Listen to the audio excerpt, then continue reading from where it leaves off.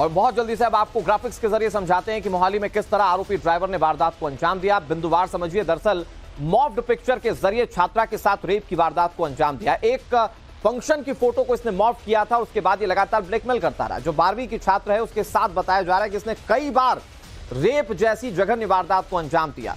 आरोपी का नाम मोहम्मद रजाक है और इसने 3 बार उस 12वीं की छात्रा के साथ, उस नाबालिग के साथ रेप जैसी वारदात को अंजाम दिया है। मई से जुलाई यानी कि ये 3 महीने ये छात्रा के साथ रेप करता रहा। हालांकि शुरुआत में इसकी कोशिश थी कि ये छात्रा के साथ दोस्ती कर ले, और जब छात्रा ने इस बात से मना कर दिया, जब इसको पता चला कि इसकी दाल नहीं गलने वाली, तो फिर इसने जबरदस्ती करना शुरू किया, ब्लैकमेल करना शुरू किया, और उसका नतीजा यह है कि लड़की 3 महीने तक प्रताड़ित होती रही। हालांकि अब ये सलाखों के पीछे। द टाइम्स नाम नवभारत के पास एफआईआर की एक्सक्लूसिव कॉपी मौजूद है, जिसके मुताबिक आरोपी ने बदले में छात्रा के साथ रेप की वारदात को अंजाम दिया था। यानी कि इसने बदला लेने के लिए यह सब कुछ किया। मैं आपको बिंदुवार बताता हूं, दोस्ती नहीं की तो छात्रा के साथ रेप कर दिया। छात्रा पर दोस्ती करने का दबाव ये लगातार बना रहा था, एक नहीं बल्कि कई बार ये कोशिश कर चुका था। छात्रा ने दोस्ती करने से इनकार कर दिया। भाई आप बस ड्राइवर हैं, छात्रा के साथ दोस्ती क्यों कर रहे हैं? छात्रा समझदार थी, उसने मना कर दिया। अश्लील तस्वीरें दिखाकर फिर इसने दबाव बनाना शुरू कर दिया। अब एक सवाल यह भी है कि कहीं इसने किसी दूसरे के साथ भी तो नहीं किया था। छात्रा की तस्वीर खींचकर उसे पहले इसने एडिट किया, उसे अश्लील तरीके से दिखाने की कोशिश की, और जैसा कि अमूमन होता है कि लोग डराने की कोशिश करते हैं कि देखिए साहब मैं इसको वायरल कर दूंगा, आप माता पिता को जवाब नहीं दे पाएंगे, और इसने यही करते हुए लड़की के साथ 3 बार रेप की वारदात को अंजाम दिया है।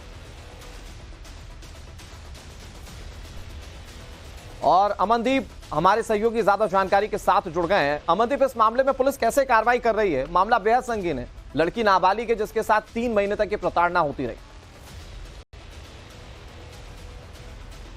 जी बिल्कुल ठीक बात है। पुलिस ने कंप्लेंट मिलते ही 376, 506 आईपीसी और पॉक्सो एक्ट के तहत मामला दर्ज कर लिया, और तुरंत उसके बाद मोहम्मद रजाक जो ड्राइवर है स्कूल बस का, उसको गिरफ्तार कर लिया।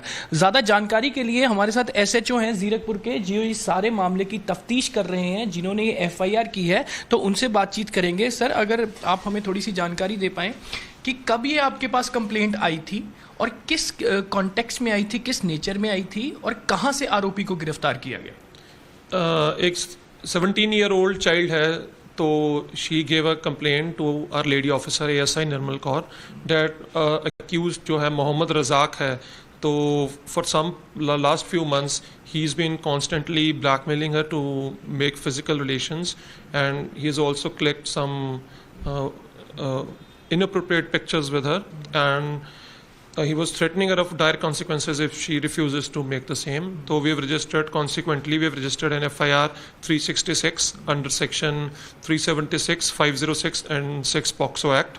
So we have arrested the accused day before yesterday. So we produced him in the court yesterday, and we have obtained 2 days police remand of the accused. तो जो एफआईआर में complainant ने बात कही है कि उसकी जो ऑब्सीन फोटोग्राफ्स थी, एडिटेड फोटोग्राफ्स थी, क्या उसके मोबाइल से रिकवर हुई हैं जो आरोपी गिरफ्तार किया गया है? We have obtained the mobile phone of the accused जी, तो इसका जो मोबाइल फ़ोन है we'll send it to the forensic laboratory. Initially we've obtained some pictures, but we'll send it to the FSL laboratory for further like getting the information extracted. तो investigation में और क्या आ रहा है? क्या ये जो मोहम्मद रजाक था सिर्फ इसी के साथ इस तरह की ब्लैकमेलिंग और थ्रेटनिंग डायर कॉन्सिक्वेंसेस से चल रहा था, या स्कूल की कुछ और भी छात्रा थी जो इससे पीड़ित थी, या उनको ये टारगेट करता था, उनकी फोटोग्राफ्स क्लिक करता था? कुछ ऐसी इन्वेस्टिगेशन में चीज़ आई? एज ऑफ नाउ तो किसी और कंप्लेनेंट कोई सर्फिस नहीं हुई है, ना ही कोई ऐसा और कोई केस सर्फिस हुआ है। If in any case such case surfaces, तो will not shy away from registering another FIR on him.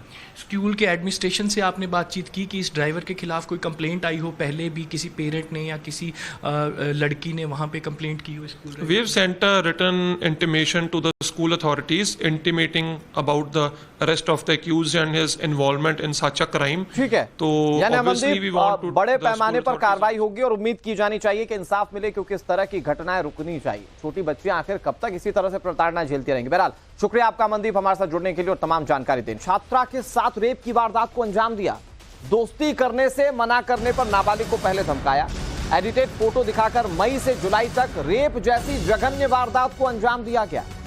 School की पार्किंग में बस के अंदर बदसलूकी की गई, परिजनों की मौजूदगी में घर में घुसा था आरोपी, आरोपी रजाक के खिलाफ पॉक्सो के तहत केस दर्ज कर लिया गया है। ये जो दो पुलिसकर्मियों के बीच में बैठा हुआ शख्स है, यही वो आरोपी है। पेशे से बस ड्राइवर है, लेकिन इसने रेप जैसी वारदात को अंजाम दिया। रजाक ने पहले विक्टिम के साथ दोस्ती करने की कोशिश की, उसने मना कर दिया। तो एक फंक्शन के ली गई फोटोज का एडिटेड वर्जन उसने दिखाया। इसके बाद ब्लैकमेलिंग का सिलसिला शुरू हुआ। ये मई से जुलाई तक चलता रहा, यानी मई, जून, जुलाई 3 महीने तक लगातार ये सिलसिला चलता रहा। और कहा जा रहा है कि इसने 3 बार रेप जैसी जघन्य वारदात को अंजाम दिया। एक बार विक्टिम से स्कूल की पार्किंग में भी बदसलूकी की गई। दूसरी बार जब बदसलूकी की इस शख्स ने, तो लड़की अपने पेरेंट्स के साथ नहीं थी, उस वक्त उसके साथ ये सब कुछ हुआ और उस दौरान ये घर में जबरन घुस गया था। अब इस मामले का खुलासा तब हुआ जब नाबालिग के परिजनों ने उससे तनाव की वजह पूछी। फिलहाल इस केस में आरोपी पर पॉक्सो के तहत कई धाराओं में मामला दर्ज कर लिया गया है। इसे गिरफ्तार किया जा चुका है, जिसकी तस्वीर हम आपको दिखा रहे हैं। लेकिन अगर आपके बच्चे तनाव में हैं, अगर आपके बच्चे परेशान रहने लगे हैं, तो यहां इस घटना से सीख लेते हुए आपको यह समझना होगा कि आखिर उनके तनाव के पीछे की वजह क्या है। यहां बच्ची के साथ 3 महीने उत्पीड़न होता रहा, वो तनाव में चली गई और उसके बाद आखिरकार जब सच सामने आया तो ये आरोपी आपके सामने, जिसने लड़की के साथ रेप की वारदात को अंजाम दिया।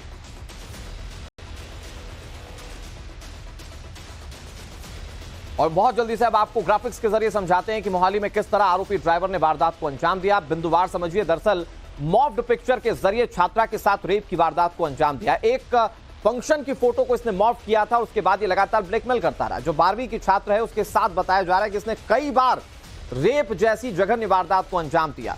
आरोपी का नाम मोहम्मद रजाक है और इसने 3 बार उस 12वीं की छात्रा के साथ, उस नाबालिग के साथ रेप जैसी वारदात को अंजाम दिया है। मई से जुलाई, यानी कि ये 3 महीने ये छात्रा के साथ रेप करता रहा। हालांकि शुरुआत में इसकी कोशिश थी कि ये छात्रा के साथ दोस्ती कर ले, और जब छात्रा ने इस बात से मना कर दिया, जब इसको पता चला कि इसकी दाल नहीं गलने वाली, तो फिर इसने जबरदस्ती करना शुरू किया, ब्लैकमेल करना शुरू किया। और उसका नतीजा यह है कि लड़की 3 महीने तक प्रताड़ित होती रही। हालांकि अब ये सलाखों के पीछे।